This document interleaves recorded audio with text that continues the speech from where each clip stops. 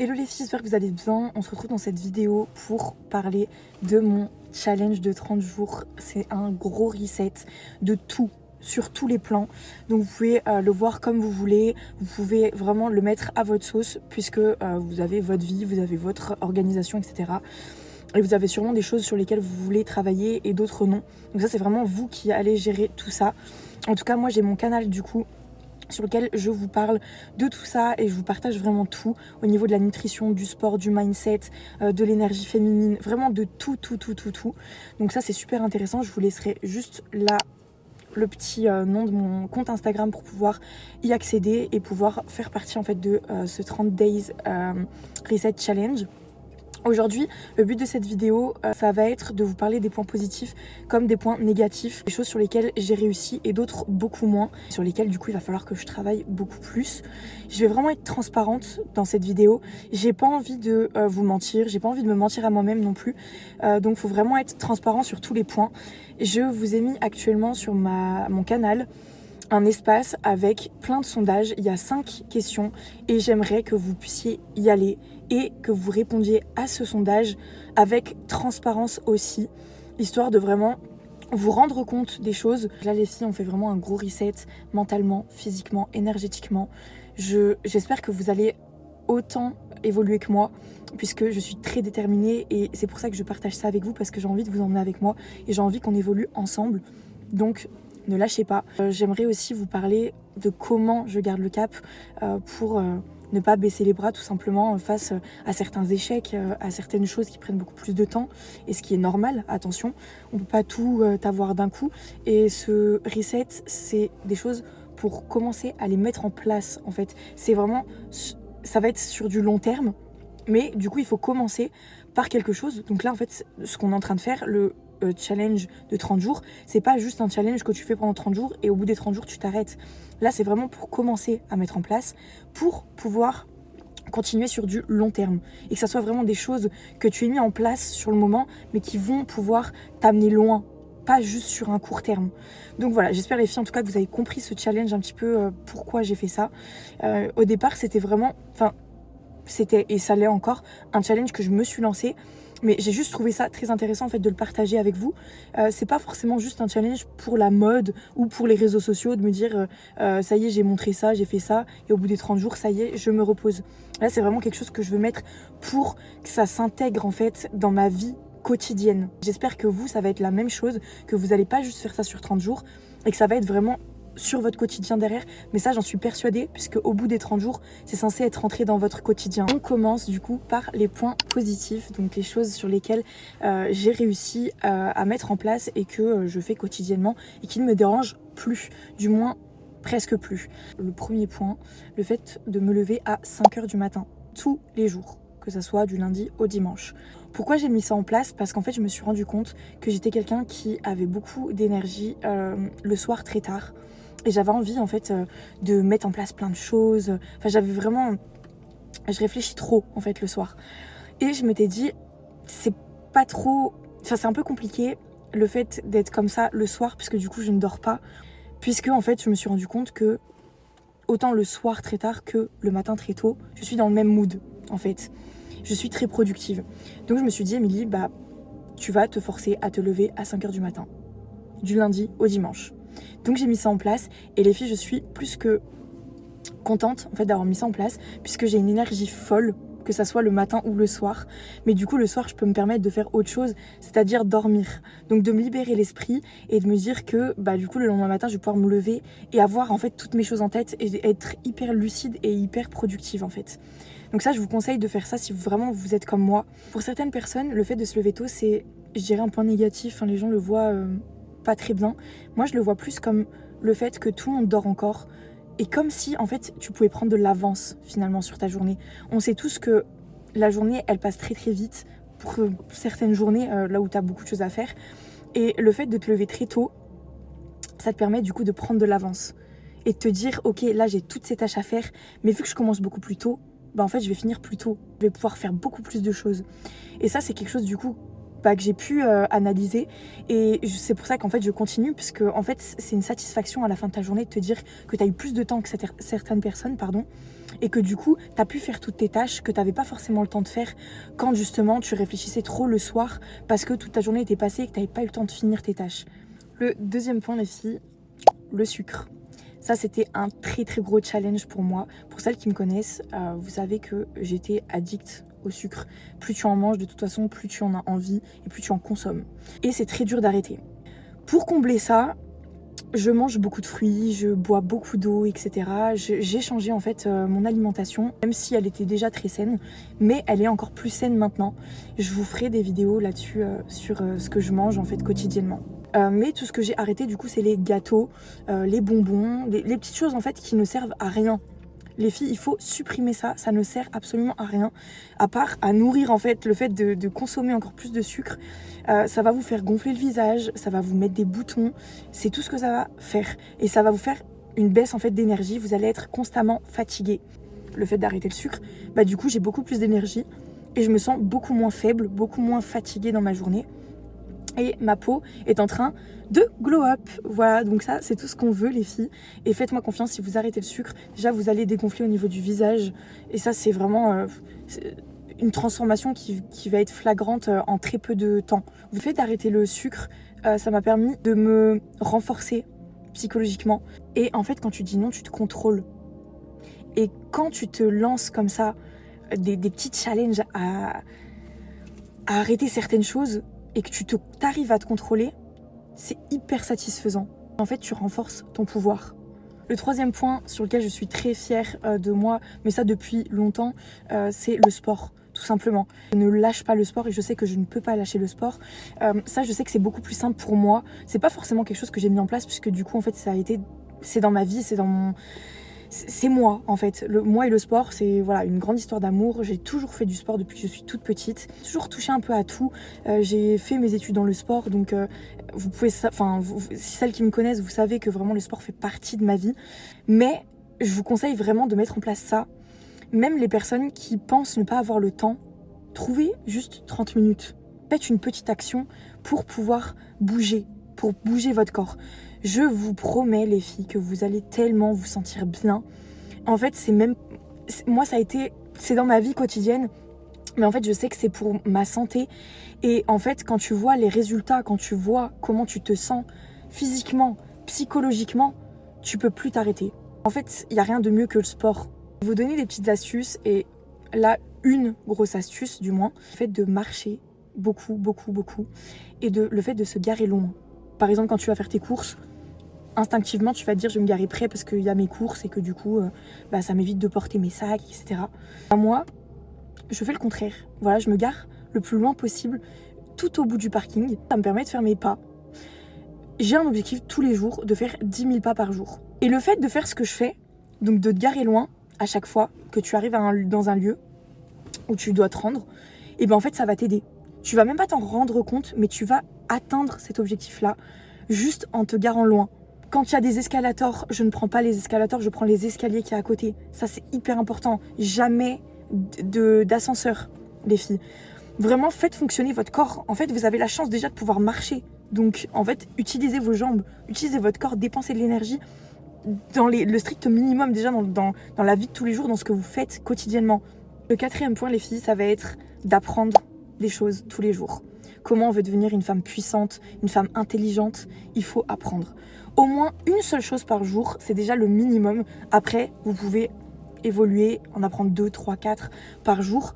Mais c'est déjà énorme d'apprendre au moins une chose par jour en fonction de votre emploi du temps et de votre vie quotidienne. Moi, j'ai mis beaucoup de choses en place, notamment donc la lecture. En plus de ça, de consommer les réseaux sociaux différemment que ce que je consommais mes réseaux avant, c'est-à-dire ne plus consommer du contenu bête, mais consommer du contenu qui va m'élever. Vraiment utiliser les réseaux sociaux à bon escient, les filles. On a cette chance aujourd'hui d'avoir des réseaux sociaux et de pouvoir accéder à beaucoup de choses. Consommez-le bien. Vraiment consommer les réseaux sociaux comme il faut. Vous savez, je vous parle de beaucoup de confiance en soi, mais en fait ça passe même par l'apprentissage, c'est-à-dire que plus vous allez sentir que vous êtes intelligente, que vous savez des choses, plus vous allez avoir confiance en vous.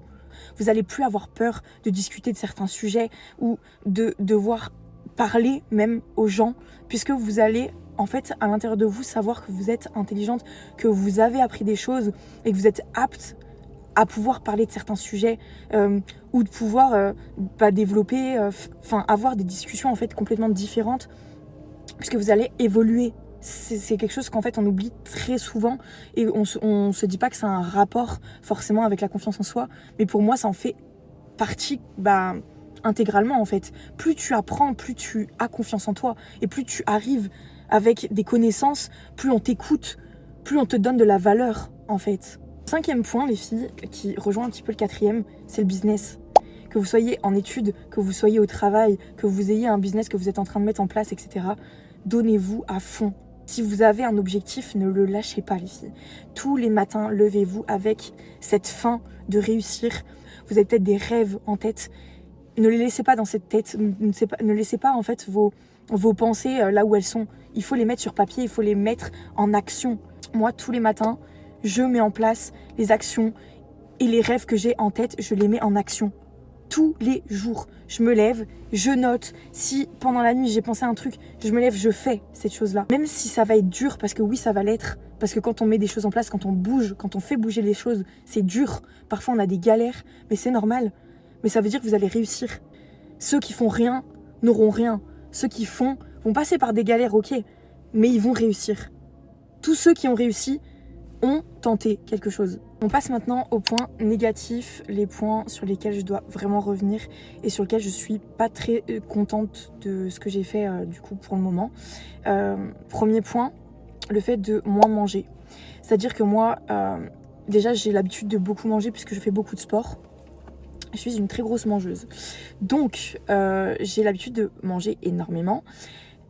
Ce qui n'est pas forcément négatif dans un sens, mais aujourd'hui avec l'objectif que j'ai, je ne vois pas forcément d'évolution puisque je mange toujours autant. Donc l'objectif que je vais mettre en place là cette 2e semaine, ça va être de manger bien, comme il faut, donc comme je mange d'habitude, mais en beaucoup plus petite quantité pour pouvoir atteindre cet objectif-là de sèche. Là c'est ce que j'ai pas fait pendant la première semaine, puisqu'en fait j'adore manger, donc je me sers des grosses quantités. Or là, pour mon objectif, ce n'est pas du tout ce qu'il faut faire. Mais c'est pas grave, on va revenir là-dessus. C'est pour ça que cette semaine-là, je vais vous montrer un petit peu ce que je mange, les quantités que je mange, etc. Vraiment de tout.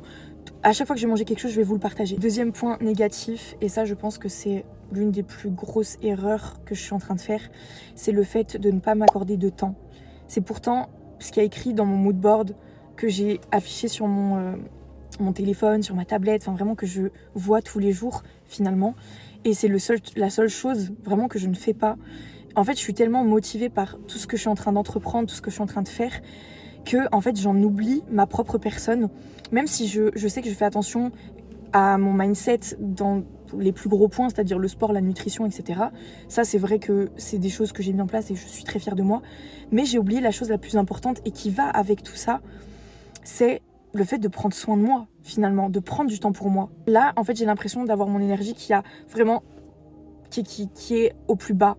C'est pour ça que je dors très mal, je dormais pas beaucoup, puisque même, en fait, si j'ai mis en place, comme je vous ai dit dans le premier point, le fait de me lever très tôt, donc c'est-à-dire à 5h du matin, la chose que je n'ai pas mis en place, par contre, c'est de dormir tôt.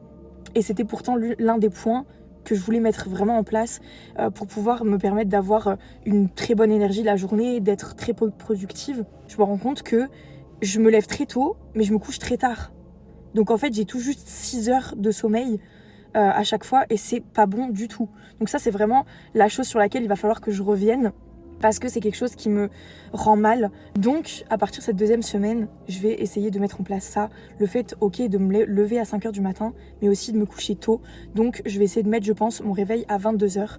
Donc, à partir de 22h jusqu'à 22h30, je ne touche plus mon téléphone et j'ai l'objectif d'aller dormir tout simplement. Voilà, et de dormir jusqu'à 5h du matin et de me lever tranquillement et d'avoir du coup toutes mes heures de sommeil et d'avoir une bonne récupération puisque ça va aller aussi avec la salle, puisqu'il faut du repos quand tu fais du sport. Et moi qui fais énormément de sport, c'est vrai que là en ce moment j'ai beaucoup moins de facilité à récupérer au niveau des muscles, puisque j'ai pas beaucoup de repos, finalement je dors mal. Donc du coup je ne risque pas d'évoluer si à côté de ça je ne fais pas ça. Donc il faut pas oublier que ok, vous allez à la salle, vous faites du sport, mais si vous voulez avoir des résultats, il faut aussi avoir un bon une bonne hygiène de vie. Et si vous n'avez pas les deux, vous n'allez pas voir d'évolution. Et c'est pour ça que la plupart du temps, les filles, elles me disent « Mais Émilie, je vois pas d'évolution, nanana. » Parce qu'en fait, à côté de ça, soit vous mangez mal, soit vous dormez mal, soit vous buvez pas assez d'eau, soit vous n'avez pas assez de jours de repos entre les séances, etc. Et en fait, c'est un tout. Le sport, c'est vraiment un tout. Et ça, on l'oublie assez facilement. Donc là, on n'oublie plus, on met ça en place les filles. Et je sais que là, c'est un point négatif sur cette première semaine, mais que ça va plus l'être, du moins, sur cette deuxième semaine. Et je vais en venir au dernier point qui pour moi est très important mais sur lequel je n'ai pas encore fait d'effort là-dessus. Et c'est même pas un effort en fait, c'est le fait d'investir sur soi, de dépenser pour soi. Ça peut paraître bête, hein, vous allez vous dire mais Émilie, il faut faire attention, si ça. Investissez sur vous. En fait, le fait de dépenser pour vous dans des livres, dans des formations, dans des soins, parce qu'on oublie ça aussi de prendre soin de soi, mais en fait, c'est même pas que prendre soin de soi, c'est un investissement. En fait, tout ça, c'est des investissements. Ça va être des dépenses sur le moment, mais c'est un investissement. Pour devenir la femme qu'on veut être, on veut être puissante, on veut être intelligente, tout ça, ça passe par ces petites choses-là dans lesquelles on va dépenser. C'est le point négatif que je n'ai toujours pas mis en place. J'ai peur en fait d'investir sur moi et en fait, il faut arrêter d'avoir peur. Investissez sur vous, les filles, vous n'allez jamais regretter ça. Et là, c'est ce que je vais mettre en place moi-même. Tout ce qui est formation, livres, encore une fois, soins, allez vous faire masser, allez chez le coiffeur, allez faire vos cils, vos ongles. Vraiment, faites tout ça. Et ça, c'est de l'investissement puisqu'en fait, ça va vous faire glow up. Vous allez prendre confiance en vous et donc vous allez continuer encore plus à être motivé, à réussir. Et vous n'allez pas vous arrêter puisque ça, c'est en fait, je pense que c'est la clé pour ne pas perdre la motivation. Et c'est de là où je vous disais, garder le cap pour ne pas être démotivée et toujours rester constante. C'est aussi d'investir sur soi. Parce qu'en fait, c'est un tout. Je pense qu'en fait, on ne se rend pas compte, mais là, tous les points dont je vous ai parlé, tout se relie. Si vous n'avez pas un point, vous ne pouvez pas avoir l'autre. À un moment donné, ça va faire un fossé. Et pour vraiment être constante et réussir et accéder à votre objectif, je pense qu'il faut avoir tous ces points. Je vais terminer cette vidéo par me valoriser et être fière de moi pour cette première partie de challenge. Il y a des choses sur lesquelles je pensais vraiment pas être capable. Et au final, quand on se laisse pas le choix, on réussit. Si vous mettez les choses en place et que vous voulez, c'est pas le choix, vous réussirez. Donc faites comme moi, mettez ces choses en place, même si on ne réussit pas tout de suite. Si on ne lâche pas et qu'on est discipliné, on va y arriver. Il ne faut pas voir ce challenge comme une punition, un cadeau. C'est vraiment un cadeau puisqu'on se permet aujourd'hui, avec toutes ces choses qu'on met en place, de devenir la meilleure version de nous-mêmes. Est-ce que c'est pas le plus beau cadeau qu'on peut s'offrir de nous, finalement? C'est pas une punition, on a beau se dire oui, on va mettre ces choses en place, mais on n'en a pas forcément envie et tout. Ok, c'est pas très agréable. Mais finalement, qu'est-ce qui va être le plus agréable? De rester dans cette petite vie où on attend constamment, où on n'est pas fier de nous parce qu'on fait pas des choses qui nous stimulent de fou? Ou alors est-ce qu'on a envie d'être fier de nous et d'être passé par cette petite phase où ok, c'était pas très cool, mais qu'on a réussi? Ça, c'est le cadeau. Donc soyez fiers de vous les filles. J'ai vraiment été transparente entièrement avec vous sur les points positifs comme les points négatifs. J'espère que ça va vous motiver aussi, puisque moi je suis d'autant plus motivée en fait de faire des points comme ça avec vous. Je pense que ça me motive d'autant plus. Donc je vous donne rendez-vous pour la deuxième semaine. Du coup on se fera un petit update de la deuxième semaine du 30 Days Reset Challenge. Et essayez de me faire un petit retour en commentaire. J'aimerais bien savoir où vous en êtes un petit peu. Et n'hésitez pas à suivre mon canal que je vous remets juste ici sur mon compte Instagram. Je vous fais des bisous.